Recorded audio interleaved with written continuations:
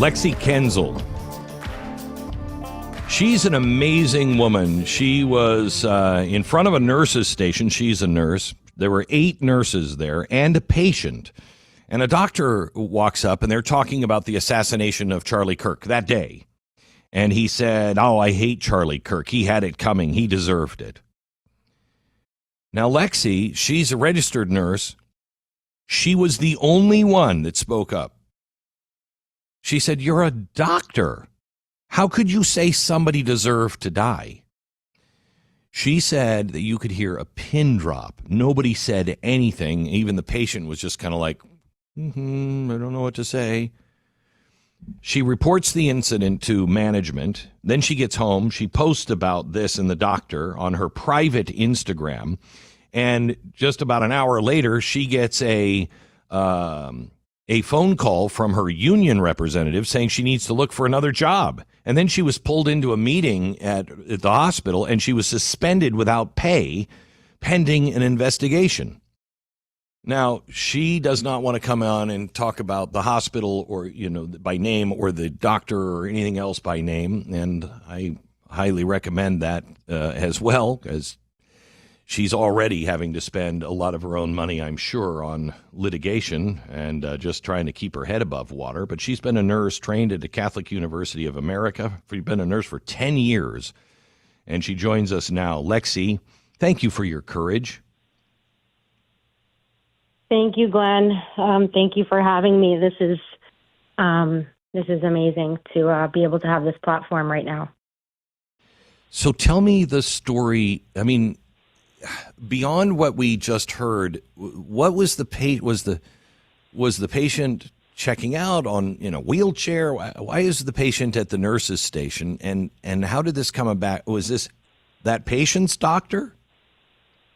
So I don't even know. I actually didn't even know who this doctor was. I've never even seen him, nor did I know his name. I didn't even know he was a doctor. And this was in an endoscopy area. So the patient had just come out from a procedure, and it's an interesting setup. So there's stretchers all along. You have the nurses taking care. There's no rooms. So the nurse's station is directly in front of a lineup of stretchers with patients on them. So when you heard this, I mean, because this is what we went through with COVID, where doctors were actually saying, if you don't have the vaccine, I'm not going to treat you. All of a sudden, if you don't agree with the vaccine, I'm not going to treat you. You deserve to die. This is so far away from the Hippocratic Oath, which I don't even know. Do they have to take that oath anymore? Because it doesn't seem like it really exists. Nurses, we have it too. I mean, there's a set of standards that you're obligated to stand by, and I dealt with it during COVID as well as a nurse. I refused to get that vaccine. I didn't feel comfortable. I didn't want it. And I had to, I was sitting there for a month waiting for my termination letter. I said, well, what's going to happen to me if I don't get this vaccine? And they said, you'll be terminated. I said, okay, you know what? I'll wait for my letter.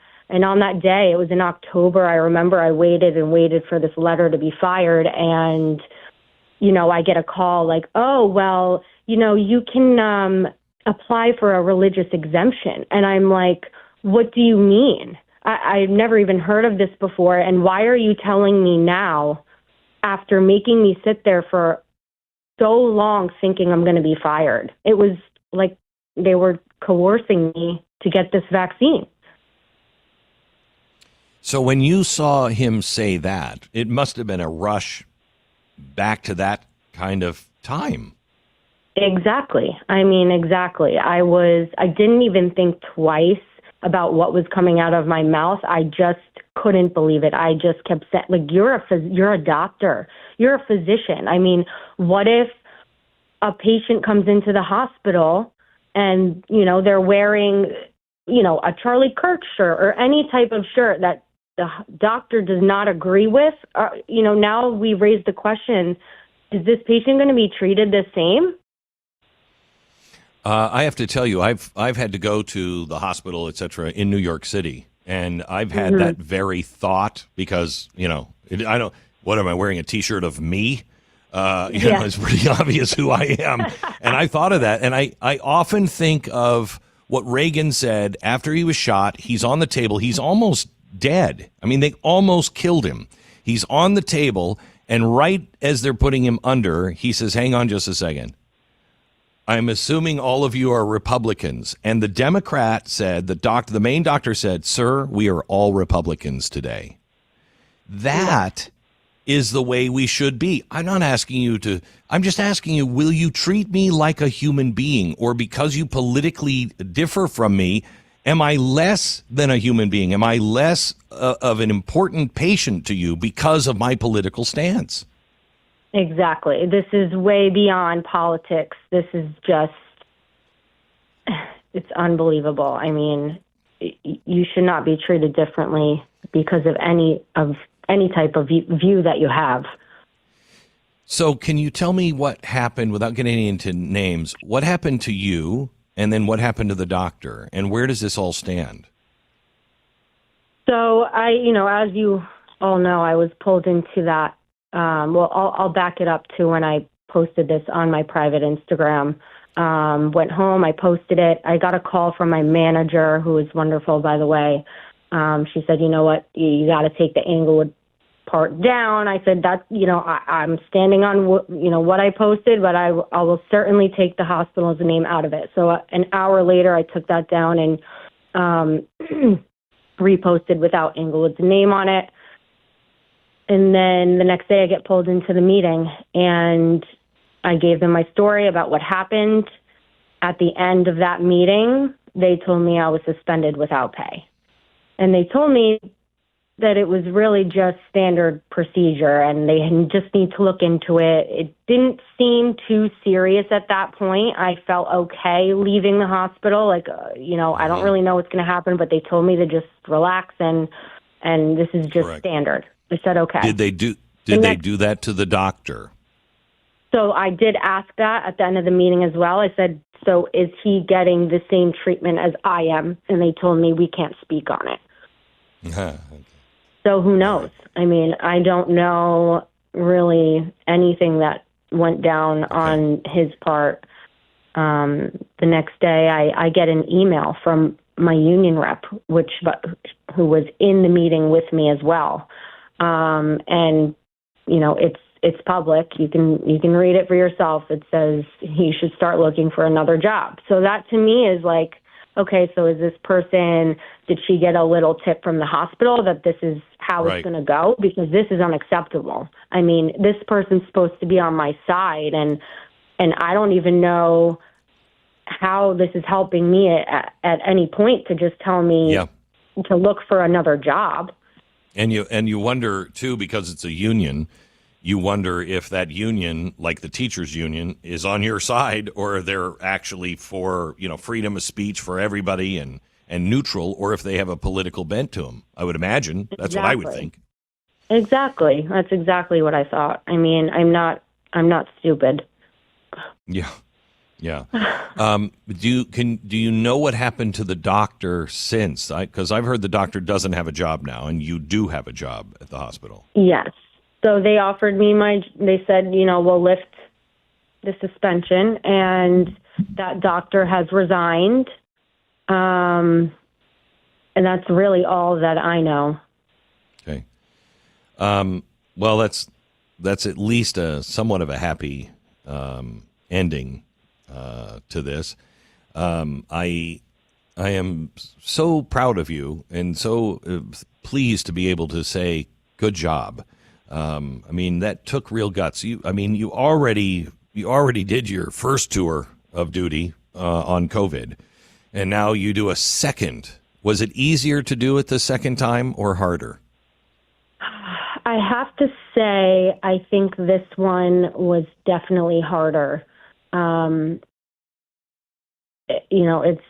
It blew up overnight and it became very public, and it makes you think, had this not been so public, maybe today I wouldn't have a job as a nurse. How are things going with you now at work? Is it back to normal? I haven't gone back yet. My first shift back will be on Monday. So, I've had some really good people in my corner. I had Jody O'Malley reach out to me. She's a professional whistleblower, and I've had Nurses Out Loud contact me, and they've given me some really good advice. I've also had the support of so many coworkers, which has been amazing. I mean, I'm very, very anxious to go back to work, but I have to go in with my head up and stand on my beliefs and my faith. And I've gotten a message from one of the security guards. Actually, it was very nice. He said, thank you for speaking out. Just know that you have the staff here is on your side 100%. So I guess we'll see. We'll see going back how it is, but. Well, I hope that the hospital continues to be behind you, and there's no ramifications, and that everybody welcomes you with open arms. I cannot imagine how it couldn't. You cannot have doctors or nurses saying things like that, and feeling that way. I mean, if you feel that way, you feel that way, I guess. But I expect you to be professional enough not to say those things, at work in front of patients and in front of the nurses. You cannot spread that kind of poison. Your job is to save lives and to look at everyone equally and say, I don't care who they are, what they believe. That's a human being. It is my job to save them.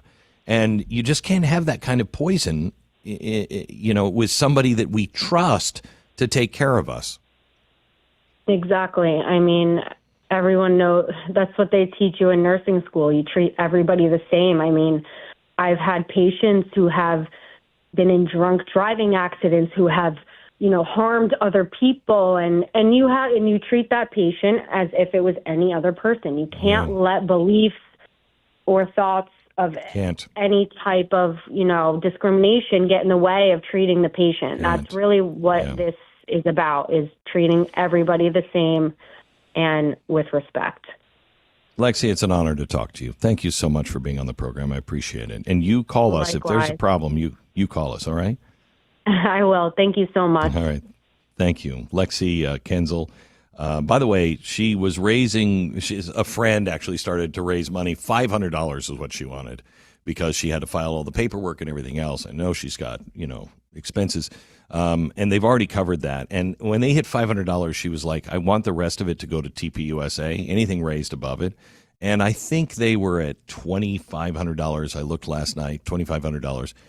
They have a goal of $4,500, and that's easy for this audience to help out. If you're a nurse or a doctor or you just believe, in this, reward her for her courage. She's not going to take the money. It's going to tpusa, but send her the message. If you're going to give to tpusa, this might be a good way. Just go to gofundme.com, Nurses for TPUSA, Nurses for TPUSA.